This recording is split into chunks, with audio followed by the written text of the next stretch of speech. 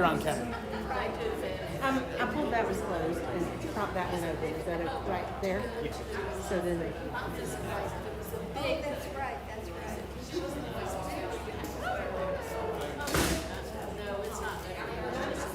find anything like that. You have to return it. It's crazy.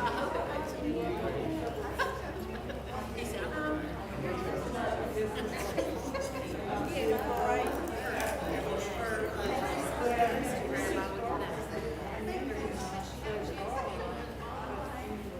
Would you like to say something? Yep. And I just want to make sure that we are broadcasting as soon as I know.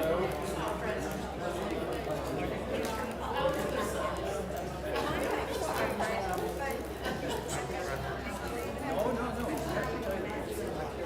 But it's great.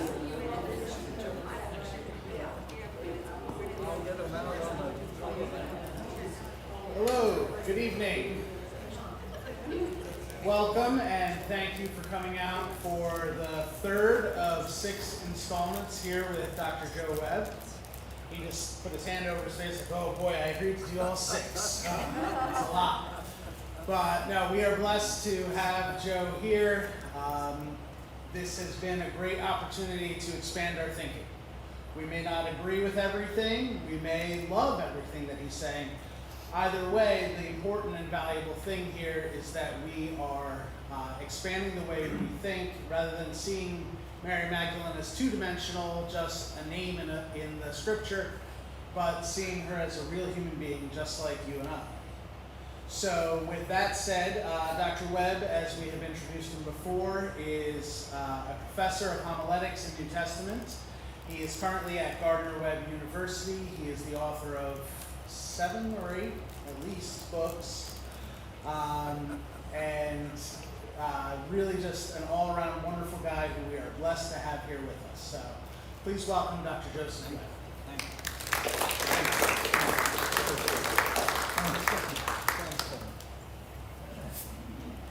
It's nice to have you back. Well, missed you some. My friends, it's nice to see you all. And at my age, my book number is up to a dozen. And one correction on that. A little closer.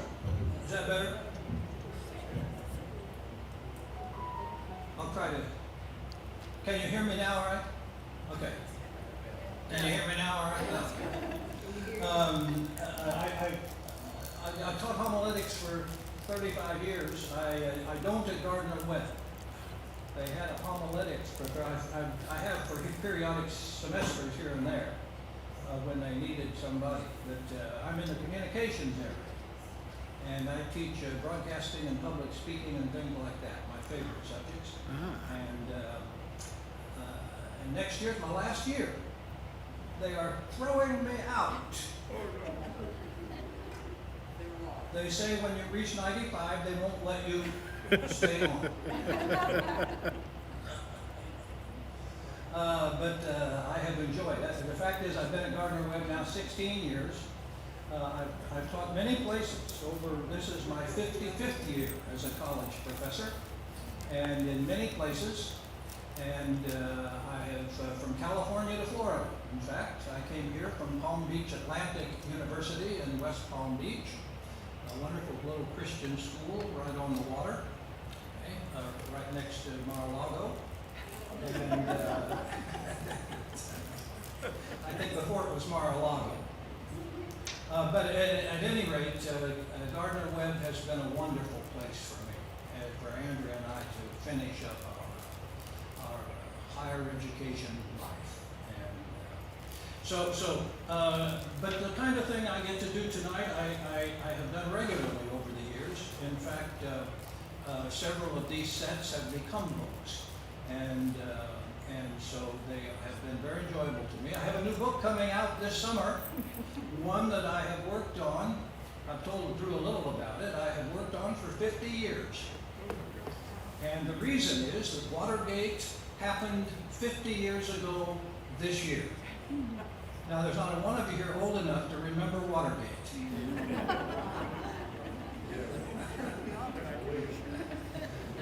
and that FBI guy, whose name we do not say in church. There have been books written about Woodward and Bernstein, but none about Mark Felt, the FBI guy, who was known as Deep Throat. Remember him? Yeah, you weren't supposed to. Anyway, so it's a pleasure to be here, and this is the second time I've gone through material related to Mary Magdalene. Each time gets more interesting and deeper and harder to do.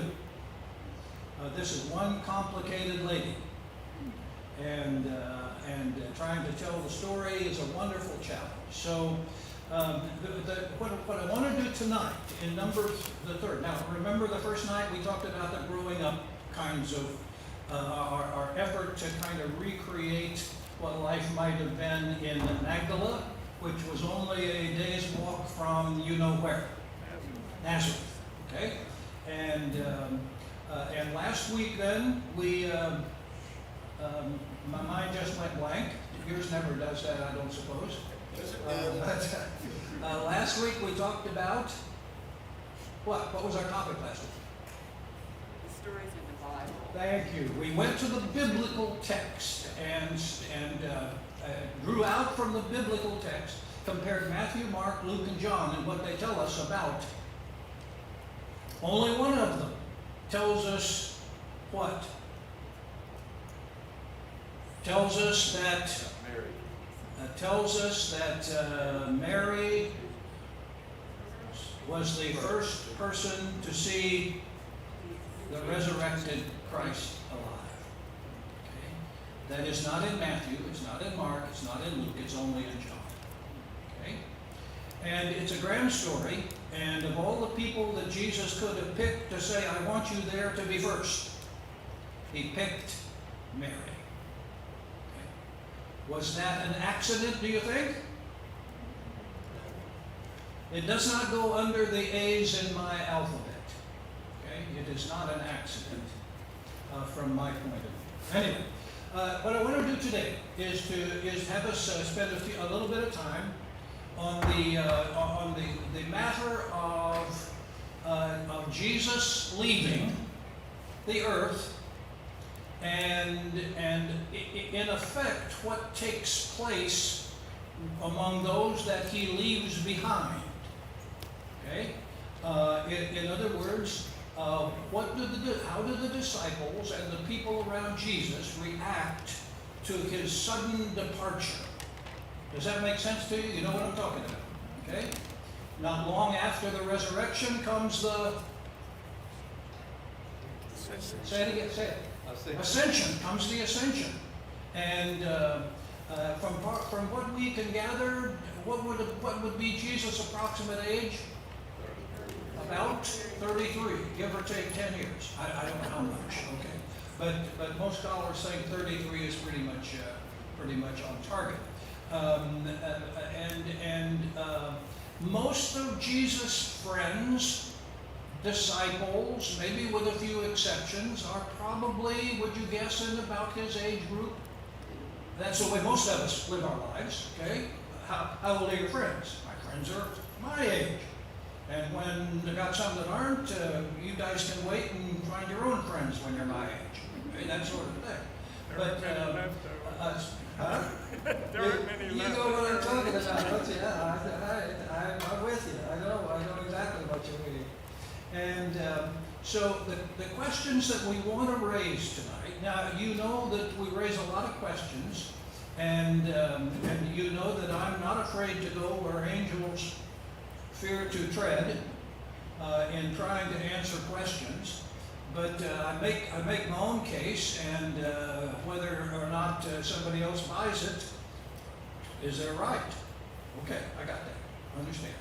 That doesn't keep me from making my own judgments. Okay, and I'm grateful that the people invariably over the years that I've had a great joy of talking with have been broad-minded enough to say, thanks, I'll take that under advisement. Okay, that's fine. Okay. Now, So what I want to do is start with the idea that Jesus is going to, not long after the resurrection, in fact, so short, he probably doesn't have time to say goodbye to very many people that he probably should have said goodbye to. Okay? But he, in effect, disappears. Where'd he go? Wow, cloudy day, can't see up there. Okay? And who's left behind? All of his closest friends. The disciples are there, minus one, and by then we probably are close to having the fill-ins. Okay, and who is obviously one of the people who is probably there? Mary. Mary is probably there. There is absolutely no reason to think she wouldn't be. Okay? It is not far away, and the word probably gets around that something is going on. Okay? And you know, meet out at the mountain where we all know. Okay? And so Jesus is going to depart, and have you digested the idea that when Jesus leaves the earth, he's probably about 33 years old? Do you remember, I can say this here, do you remember when you were 33? Now that was 10 or 12 years ago, I understand. Okay. But my friends, let that soak in. What if your life, as some do, ended at 33? What would you miss? What would you have missed? And you almost have to fill in the other 40 years, don't you? Yeah, in some way. But the fact is that the fact is Jesus could look around and see Peter and Andrew and Simon and all of these folks who are his friends, disciples, that are probably, if it's like most of us, all of them are in his age bracket, give or take a few years, and now Jesus in that, he's gone. What do we do now? What have we been doing for the last 3, 4, 5, 6 years? Been working with Jesus. With him as often as we can be. We go do our fishing, we earn our livings, we do all of those things. But when we're not doing all of those things, where I would, my goodness, where is he today? Where is he going to be? Where are the disciples going to be? Are the disciples all going to be there, or do some of them have to work today? Questions we all would ask. Am I right? Okay? And so that's where I want us to begin. I told you right at the beginning that my take on it is that Mary and Jesus are within a year and a half, 2 years, the same age. Okay? They seem to have kind of, my argument is that they kind of grew up together. They lived within walking distance of each other. He was nice looking, she was nice looking. They noticed each other. And stuff. Okay. We don't know what stuff. Okay. We'll get to that. But the point is that this is a group of, would it be fair to call them a group of young people out on the hill wondering where their friend just went? That's hard to digest. Think about that happening to one of your friends. Okay, would you like to come over for dinner tonight?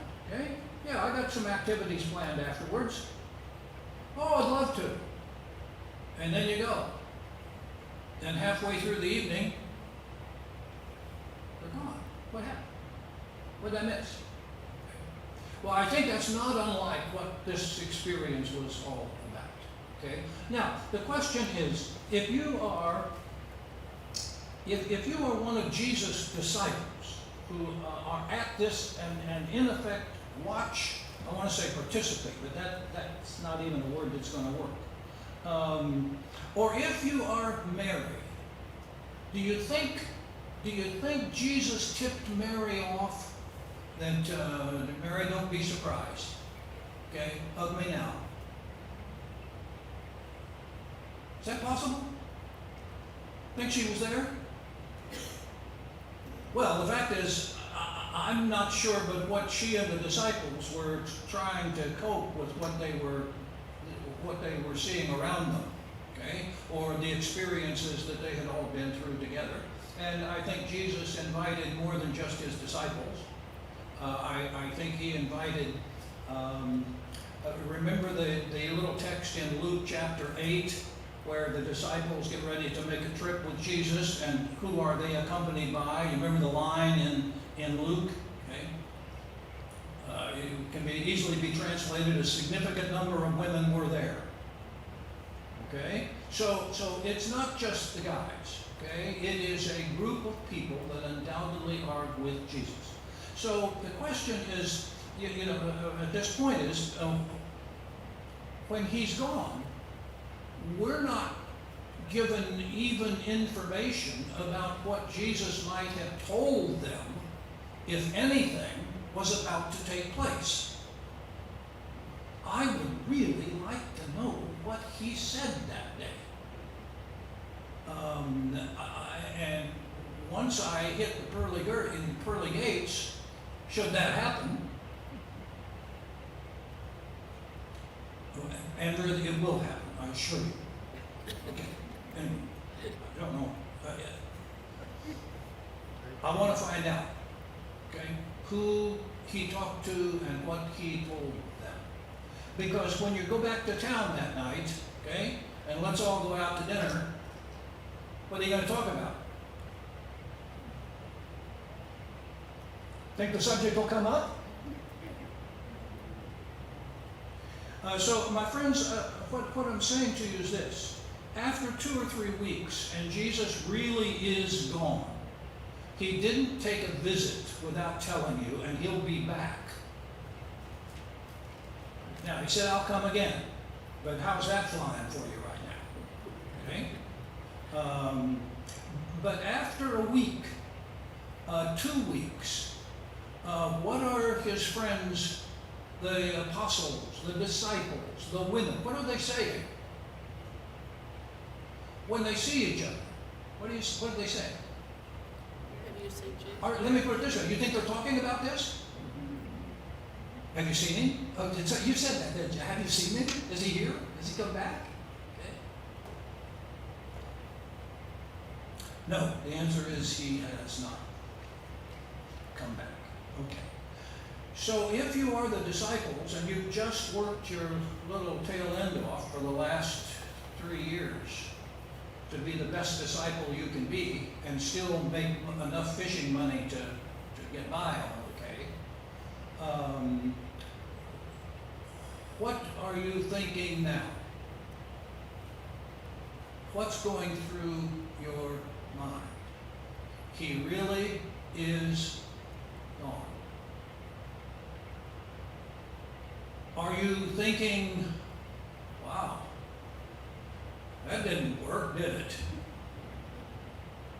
Or something like that? Now, we're human. We'd be thinking that, wouldn't we? You know, I'm tired of asking people if they've seen him. He's not coming back. Okay? I don't know where he went, but he's not coming back. And so the question becomes, why don't Thursday night we all get together, we disciples who haven't been together for a couple of weeks because we don't have anybody to call a meeting, and why don't we all get together and do what? And figure out what to do now. Do we wash it off? That's it. Okay? We kind of, that's 3 years we'll never get back again. You know, I can hear my grandpa saying that. That's 3 years we'll never get back again. Okay? But it's time to kind of take stock and develop a plan. And that's what I think probably does go on. Okay?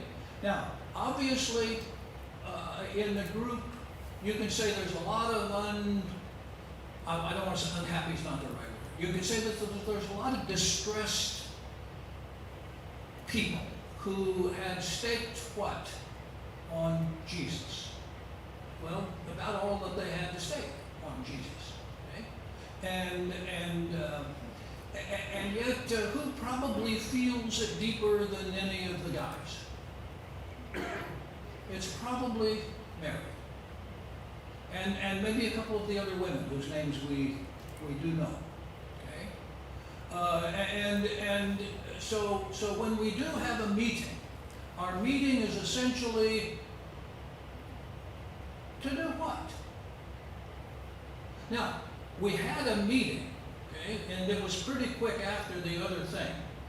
And a lot of our friends gathered. We kind of called that meeting so that we could get together and reminisce and so forth. And it turned out that strange and wonderful things happened at that meeting we had in that upper room. And there were 100 and some of us who gathered, who remembered. And boy, did we trade stories that day. And what happened that day?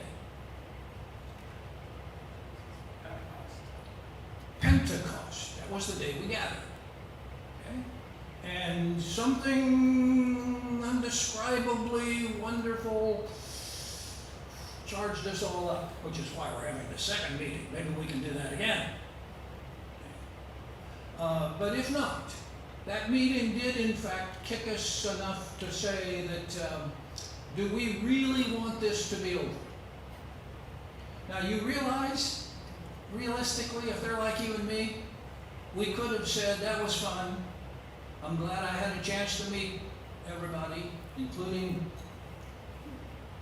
and we could have kind of signed it off. But, now, my friends, yes, this is what it means to make up the story, okay? And guilty, I'm guilty, right here, okay. And if you can make a better one, I want to hear it, okay? Because when these people do get together after whatever that first meeting was, okay, a lot of things begin to happen because they put their heads together and say, I'm still in. Anybody else still in? And the next thing you know, we're making plans. Okay. Now, God is leading us. Okay? We understand. Okay. And Jesus is in our presence. We understand. Can't see him right now, but he's here. And the process then begins to try to determine what we're going to do. Okay? And the strange thing that seems to happen is that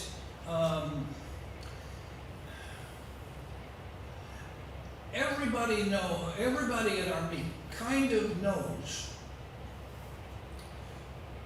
who, no, I don't know how to say this, kind of knows who Jesus' favorite person among us all was. We kind of know that. We could look around and, yep, she's here. There she is. And it would be Mary. Mary. Now, everything we've already talked about, including last week when we kind of talked about the some of the processes of the relationships that were involved, that we know that Jesus and Mary spent a good deal of time together. Okay, that appeared to be no secret, and to the point that some kind of seemed to have raised questions about it. But Mary is here with us in our group if we gather to do our planning. Would you guess that's true? I don't think there's any reason that the strange thing that every time I come here I grow.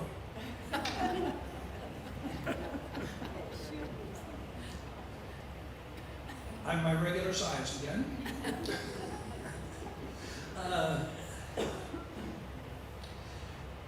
Mary and the disciples, we don't know if or how many times they might have come face to face since he left. We don't have any way to know that. But at some point they certainly had to have done that, okay? Because it's clear that there's a lot of unfinished business among them, okay? And the unfinished business has to do with the fact that they had been preaching a good deal, probably all of them in some form or another,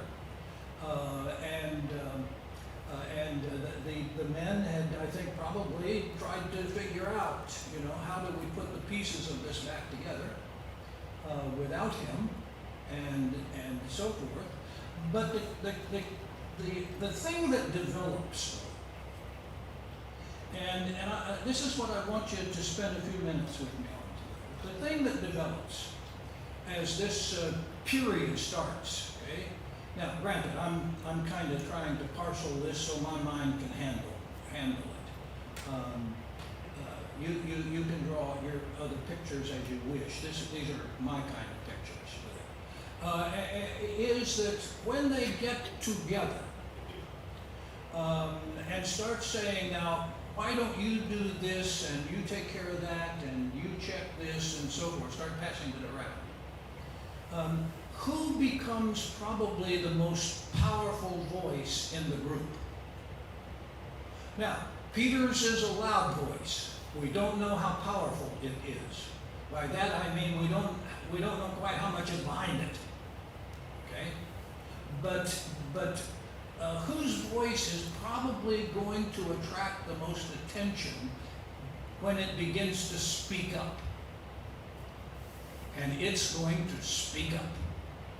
It's going to be our friend, Mary. Mary, the rest of the group will assume, has some very specific ideas about this. Okay? Now, that'll tell you a lot about what they know about Mary. Mary is probably her very own person. Okay?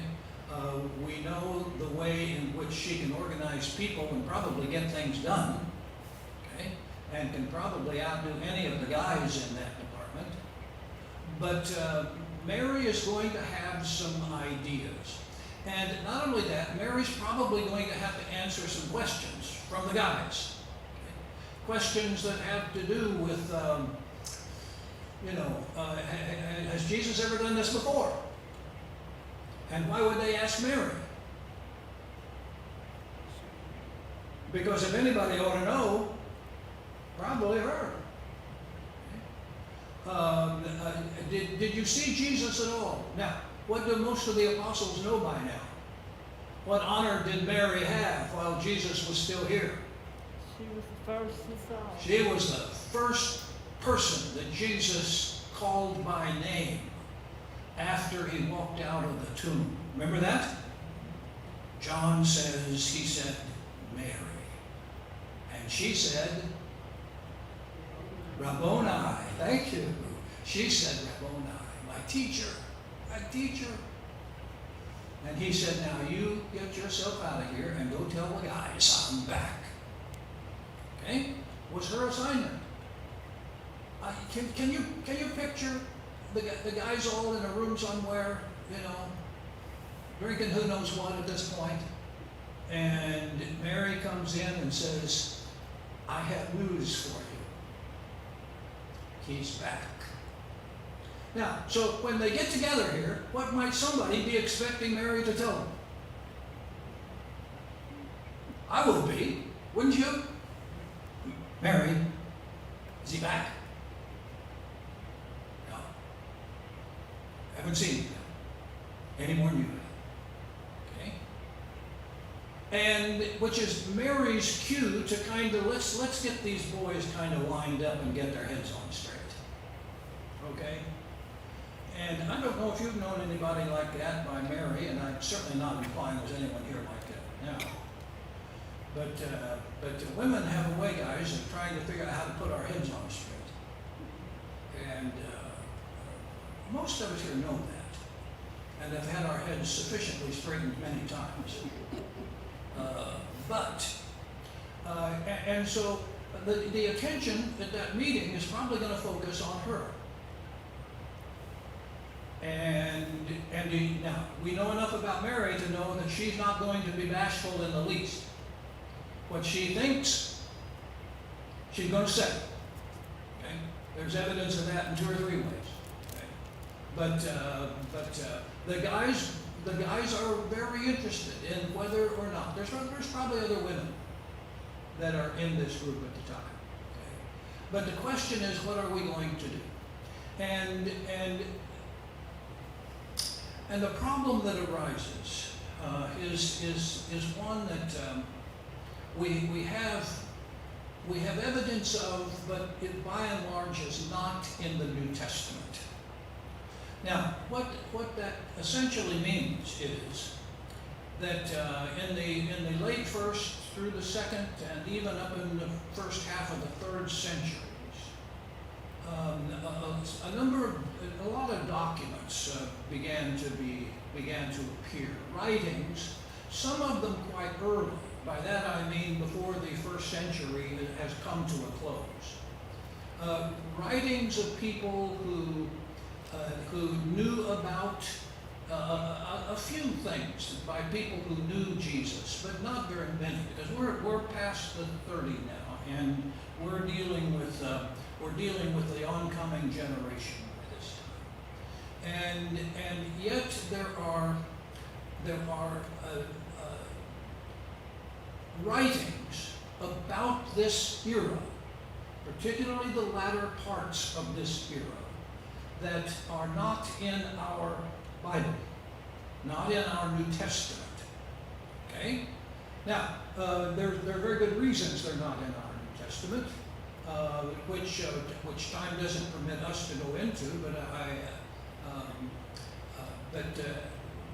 most of you have been in classes with Drew and others to know that, and I got to be careful because Drew's an expert on all of this stuff too, and knows this material, and the extra biblical material. When the Roman Catholic Church set about to pull together books that would make up a canon of our New Testament, they had to make a lot of choices. There were a lot of writings, okay? And all of them could easily be identified as not belonging to the holy hands, okay? And they were not a part of our New Testament. They didn't make it in. Is that, you understand what I'm talking about, don't you? Yeah, I think all of you do. And yet, my friends, over the years, in different parts of the last 2,000 years, we have actually come across most of them long buried and for various reasons uncovered. We tend to refer to them as extra biblical writings, writings that didn't make the first cut into the New Testament. And yet many of them, when you read them, have a ring of validity or truth to them. In other words, they are sort of like a small history book. Okay? Now, it's not sacred stuff at all, and probably wouldn't pass any of our criteria for a sacred document. And there's a lot of criteria like that, good stuff.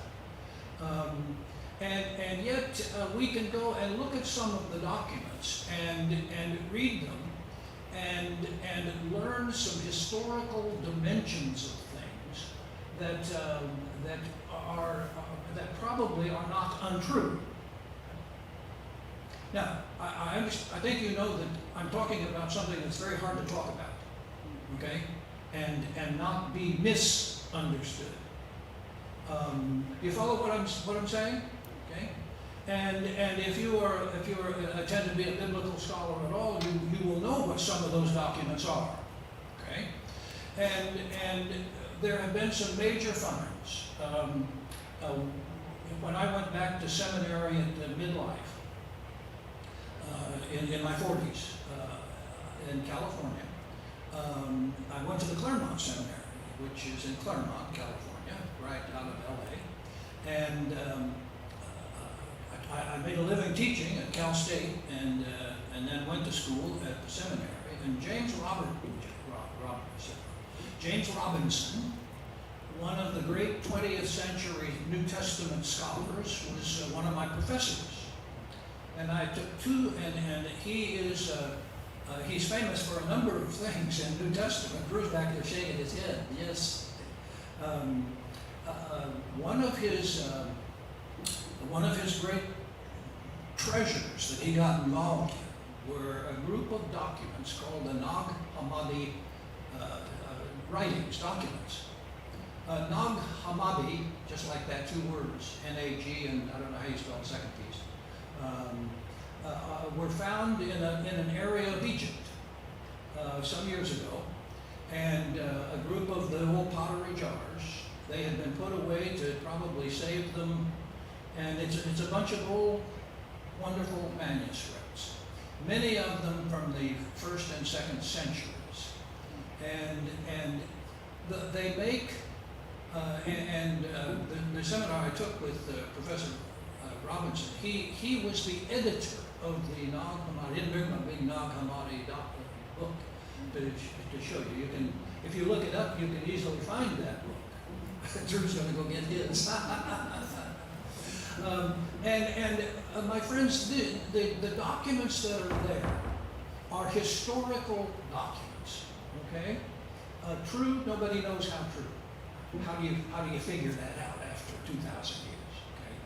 Okay, but the point is that many of them are about the kind of thing you and I are talking about tonight. Okay? Now, what I mean by that is this. We do know that some of the major, most interesting documents in that big, thick collection from Egypt, there it is. That big book, there it is, Nag Hammadi Library, which tells you how many, I don't know exactly, how many are in here? Do you know how many documents? 40 or so? I think it's probably more than that, actually. Let's see if I got it. Come up and have a look at the book after we get done if you want. Thumb through it and see. But my friends, here's why I'm bringing this up, okay? Is because one of the sources that becomes really useful to us, and what we're talking about tonight, is to know that there were many times when the women around Jesus would gather in a meeting like we've played with tonight, and disciples are there, okay? Thomas, these are people that in this book. Thomas, remember Thomas, disciple of Jesus? Matthew, okay? Peter, Andrew, okay? Another Simon, okay? Disciples of Jesus are in this book, in these documents, okay? And they are invariably in a meeting, and in meeting after meeting, guess who else is in the conversation? Duh. Mary Magdalene is in the conversation. Now, what we can surmise is that the meetings that took place, I didn't make that up. They were real. You follow me? In other words, did the disciples gather after Jesus was gone? Yes. How do we know? There's the proof. You can read about the meetings. They have discussions. Guess who they talk about? Guess who every now and then pipes up to make sure the men know what they're talking about? Mary. And it says so right there on the page from the Nag Hammadi pieces. Now, my friends, this is not the Bible. Gotcha? Okay? This is not Holy Writ. Okay? Not Scripture. Because most of the things they talk about, you and I aren't even sure exactly what it is they're talking about. Okay? And many of these would have actually been written before most of our New Testament documents were. You don't agree? No, definitely don't agree. Okay. No problem. I think they're fun. They are fun. I'm glad you're looking at them. the difference for me, Drew, is that I think I place an importance on it. Okay? And my friends, the reason that I include them in my discussion of Mary is because Mary invariably makes comments which have value in the context of the group of male people who are talking about whatever subject they're talking about. And most of the subject have to do with Jesus in some rudimentary way. Okay? Now, most of the documents are short, because after 15, 16, 1700 years in an old pottery jar, how are they going to look? They're papyrus to start with. So a few pages, in some cases, that's all we get. But we do get some interesting pages. Okay? And so here's what I'm saying to you. And this is how I'll show you where this takes me. Okay, and it is that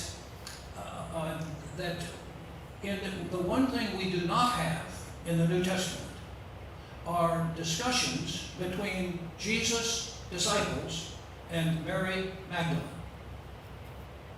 Okay? Now, do we get little tidbits in the last part of the four Gospels? Yes. How many chapters? Maybe a chapter and a half, 2 chapters. Okay? But never in the kind of group where Mary is asked, "What do you think, Mary?" And Mary is not at all shy about saying what she thinks. Now, what I'm saying to you is this: Mary and the disciples knew each other well. The evidence seems to be persuasive. Okay? And invariably, when you go through these, you discover that the men led by Peter, always led by Peter, do not like Mary. That's one of the shockers of reading these documents. Okay? Is that Drew got you the book. I carry mine this way. So I don't have to carry the book. Thank you, sir. And the point is, and I'm going to quit in just a few minutes, okay? The point is this, my friends. When you read these kinds of documents, and we read them because it's all we got, okay? Could we go find better sources? Oh, that we could. Okay? But fortunately, we do have these sources, okay, which God has seen fit to place in scholar hands in the last 10, 20 years, okay? And they have gotten themselves published so that you and I can read the dialogues between Jesus and disciples like Peter and Thomas and Philip and others, and find that Mary is in the discussion. Now, does that mean anything to you? For me, what that means is she was in the discussions even when the New Testament stuff itself was going on. I don't know if that came out right. Now, is that my conclusion? Yes, it is. Okay? If you wish, a look at these would cause you to say, they are talking about this or they're talking about that, they're having a discussion. I have copies of some of those discussions. I like them so much. I was going to read a few lines from them, but I'm not sure there's time to do that. I have a half a dozen of them here, and Mary is a part of every one of the discussions. Did Mary and Jesus' disciples know each other? Boy, did they know each other. Yes, they did. Okay?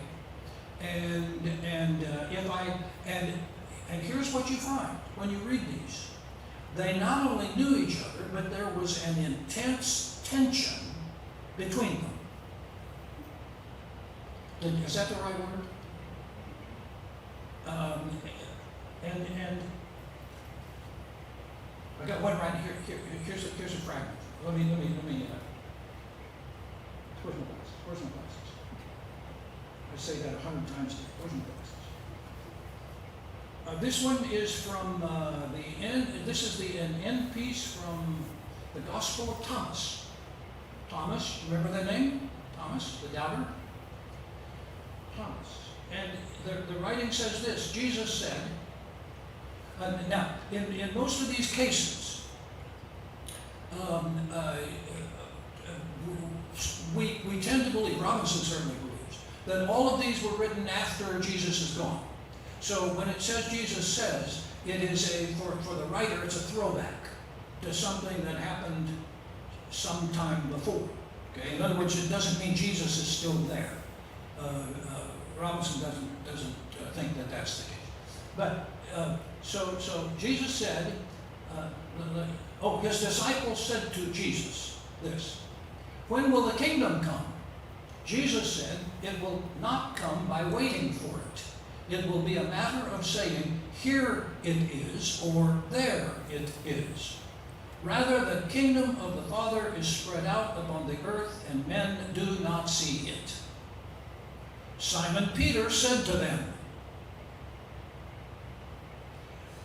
with no kind of thing between the lines, Simon Peter said to the group, "Let Mary live us, for women are not worthy of life." It's in that book. It's in Drew's book. And Jesus said, "I myself shall lead her in order to make her male." Now, it's not the word male. This is the word anthropos, which usually is translated into the English as male. And you know the difference? You know the anthropology word? This is the Greek word anthropos, which basically means real human being, okay? Without sex attached to it, okay? "I myself will lead her in order to make her male, so that she too may become a living spirit resembling you males. For every woman who will make herself male will enter the kingdom of heaven."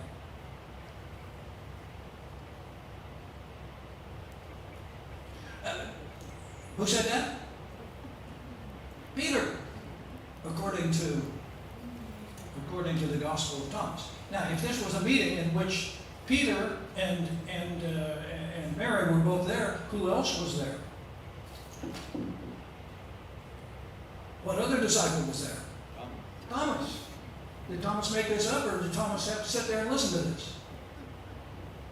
More than likely. Okay?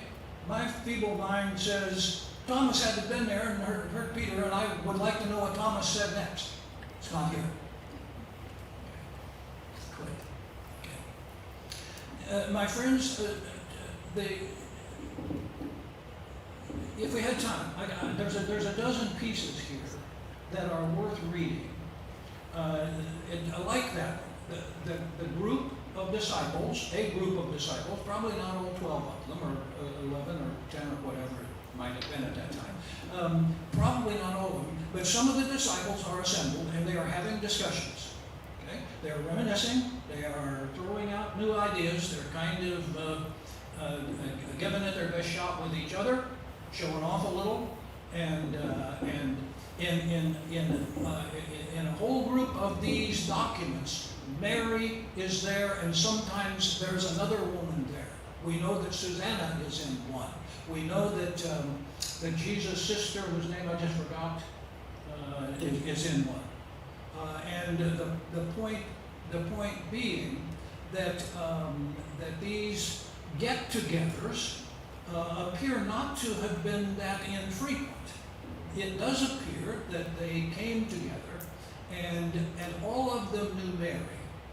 But what Peter says here is said, by my count, almost a dozen different times in different places, in different meetings, things negative about women like Mary.